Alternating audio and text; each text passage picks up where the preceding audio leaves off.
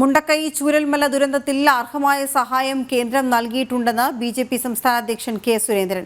896 കോടി രൂപ കേന്ദ്ര വിഹിതം ദുരിതാശ്വാസ നിധിയിലുണ്ട്.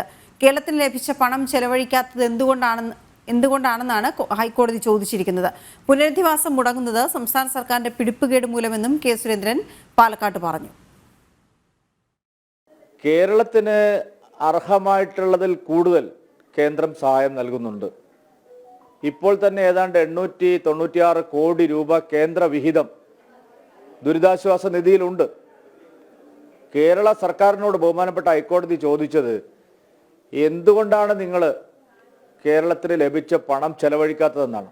ആവശ്യമായ സർവേ റിപ്പോർട്ട് അടിസ്ഥാനപ്പെടുത്തിയുള്ള ഫൈനൽ മെമ്മോറാണ്ടം ഞങ്ങൾ സമർപ്പിച്ചു കൊള്ളാമെന്നാണ് ബഹുമാനപ്പെട്ട ഹൈക്കോടതിയിൽ കേരള ഗവൺമെന്റ് പറഞ്ഞിരിക്കുന്നത്.